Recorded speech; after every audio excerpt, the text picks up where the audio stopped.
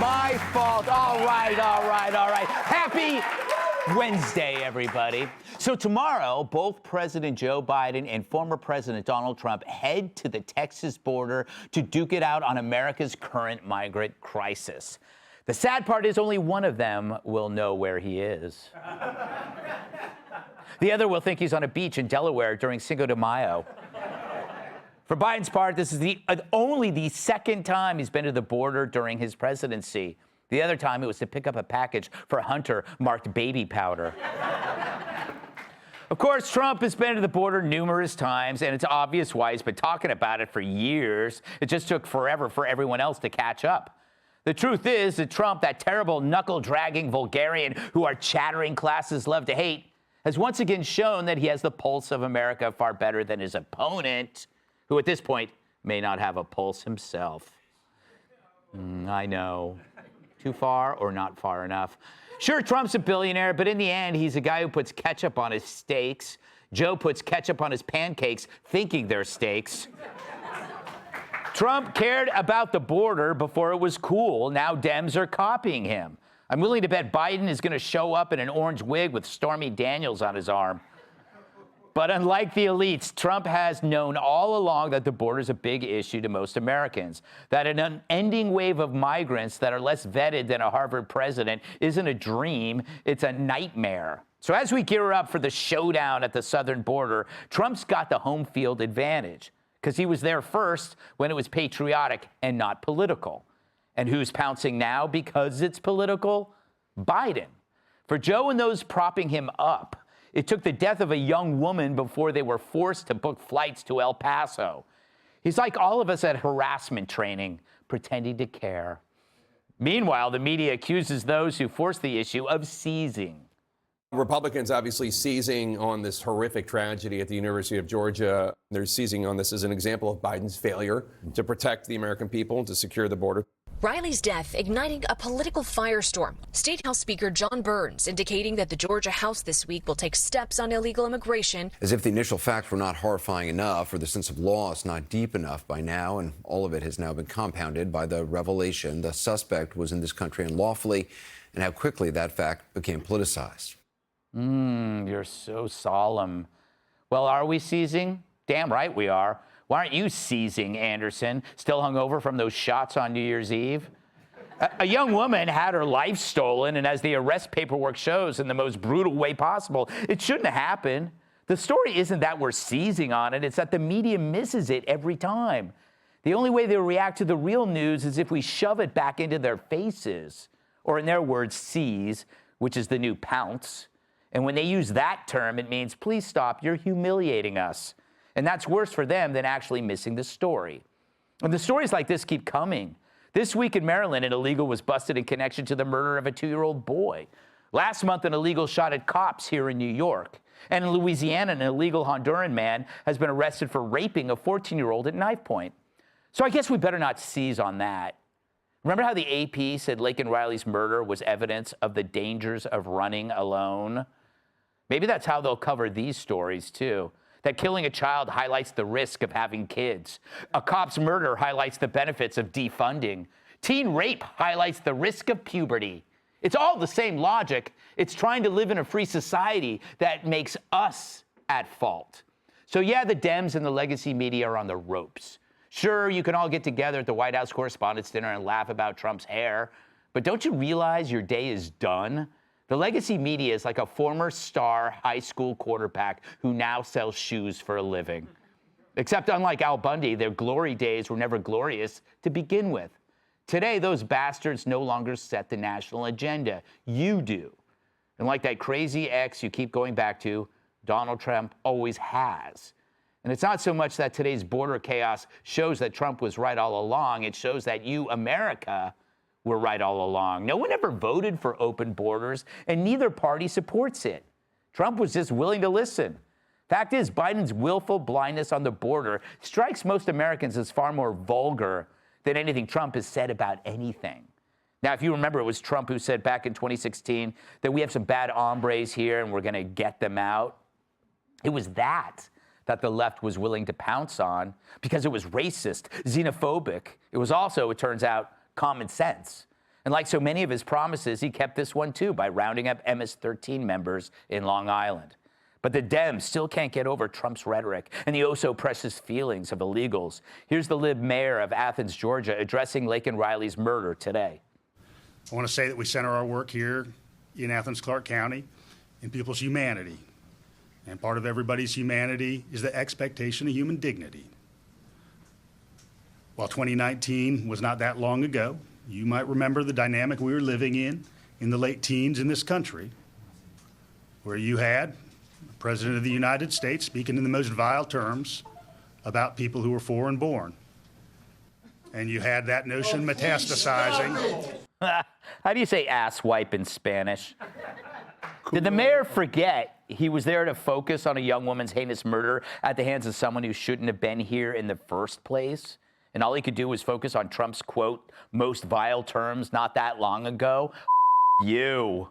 Trump's words may not have always been elegantly phrased like that one, but he's honest, accurate, and relevant to the actual lives of Americans.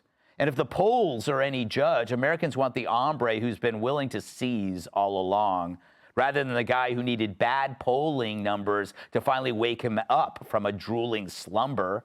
So as Hopalong Joe limps into town Thursday to try to fix a crisis that he created and now blames on Republicans, it's no surprise that many Texans are saying, too little, too late. We need a new sheriff in town. And one with a 6-gun in his holster, not a melted soft serve. Let's welcome tonight's guest. He gets a standing O whenever he cancels a show. Actor, writer, and comedian Jamie Lissow. He knows free speech like I know a nude beach. Campus Reform Higher Education Fellow Nicholas Giordano. Raccoons complain she's been going through their trash. New York Times bestselling author and Fox News contributor Kat Tipp. And when he gives you a piece of his mind, it gets delivered on a forklift. New York Times bestselling author, comedian, and former NWA world champion Tyrus. But it's big. I just raised the roof. Jamie, always a pleasure to see you. And I mean it this time. I didn't write this question. Okay. Jamie, can you relate to Trump and Biden visiting the border to you visiting your kids who were taken away with everything else you had in life by your ex-wife, leaving you as a sad and broken comedian from Alaska? Completely. Yes.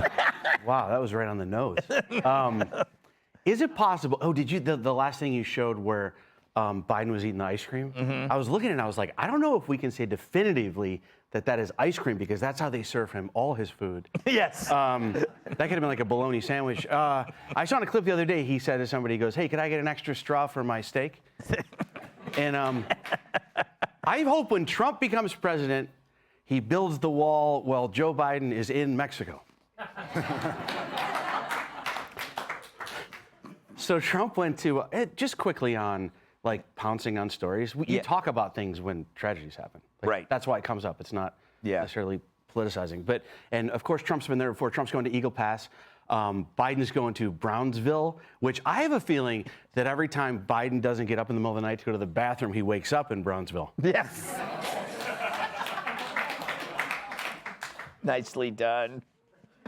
Shall we stop there? Yeah. Nick, I always love how whenever there is any kind of political issue, you'll hear a Democrat or a liberal say, we need to have a conversation. It's good that we have a conversation. But then when you actually have an opinion on a conversation, they accuse you of pouncing. You know? Well, they try and turn the issue around. I mean, the media is soulless. That's what they've become. They're more angry with the fact that they got caught trying to sweep the murder under the rug, and now they have to report it's an illegal immigrant who shouldn't have been in this country, than they are of the actual murder of an American. And it really shows you where this country has gone. We have political officials that have completely abandoned the American people, and they should be held accountable. Their policies are destroying the United States. Our adversaries get to sit back watching us implode. And I just wish that the former president tomorrow will actually just show up in Brownsville instead. At the same time Biden's there, they roll out 2 podiums and they just have a debate on illegal immigration right at the border. It would be a genius idea. Pay-per-view event. That's an amazing idea, because if Biden refuses to debate, All Trump has to do is go to places that represent an issue, so he could go to a supermarket about inflation. Well, he's great at trolling. He should do it. Yeah, exactly. And it causes Joe to have to show up, and then they'll have to debate. Yeah. That's a great. I'm glad I thought of this. Thank you.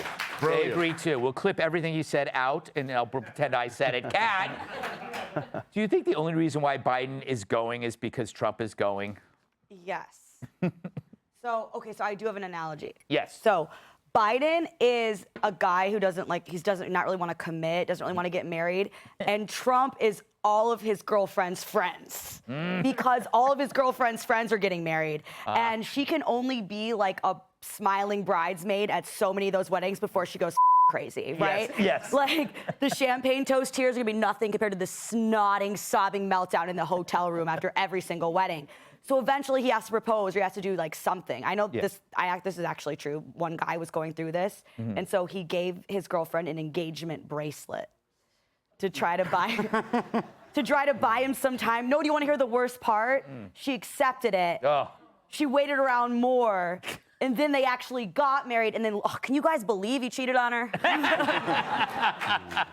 Engagement bracelet. Yeah. That's going to be a thing now. Oh, that's disgusting. Well, if the story ended differently, Grace. Yes. It's an engagement bracelet, and then he got his money together, and he got me a beautiful ring. That's not what happened. They got married, he cheated, divorced, and she was stuck with a bracelet. So it's probably not going to be. It's an impending doom gift, to be fair. Do you think...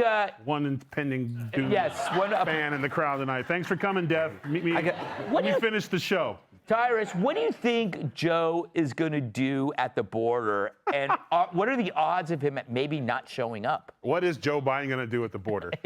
See, I'm not really good at impressions, but I got a pretty good idea. 3 things will happen. He'll walk the wrong way. He'll face the wrong side of the fence because he will be standing in front of a fence. Yes. And it will be the cleanest, most beautiful brown. If I was a mayor of any city, I would rather have Biden coming to my city to speak on the border because nothing's going to change after the speech, but it's going to be clean. It's going to be clean. It's going to be gorgeous. Trump's going to go down the road. There's going to be all these people and fans and supporters that show up, litter bugs, and there's balloons, and it'll be confetti, and it'll be this magnificent thing, and there'll be the electric bill for the city's going to be off all the plugged-in cameras and people showing up, and he's actually going to be in an area which is heavily trafficked by illegal alien crossings, so there might even be some action. I'm willing to say he'll be up there and be like, there's one right now, right there, look there. Someone get a picture of him. When I get in, I'm getting you. It's going to be something like that. But again, Another bad hombre. Yeah, Another bad hombre. ever since Little Dude came on here, we're all Trump personalized now. Yes. But the ugly thing of it, and I'll make it quickly, is that conservatives aren't against people coming to this country. We're against people coming illegally. There's a word there. It's a magic word. Illegal. And invasion. That's the issue. Pouncing is new. There's always a new term. Pouncing is something cats used to do, the things they're going to eat. Yeah. Now pouncing is from when one network decides to tell the real truth on something and the other network didn't want to. You're pouncing. You're picking stories. I don't even want to get into the horribleness of the story, but it's not pouncing. It's telling the news. And maybe if they got back to it, Anderson Cooper is supposed to be a newsman, but instead all we hear his opinions. Jake Tapper, who's someone I respected and would argue and make the newsman, I can't make that argument anymore because they're so busy. They're so bought into just say what you want to say. If this is the way we want our country to run. We break a few eggs, guys. Yeah. We break a few eggs. Yeah, it's the eggs are us American people. I think CNN has invented what is called the CNN face. Have you ever noticed the CNN? The CNN face is just a look of Yeah,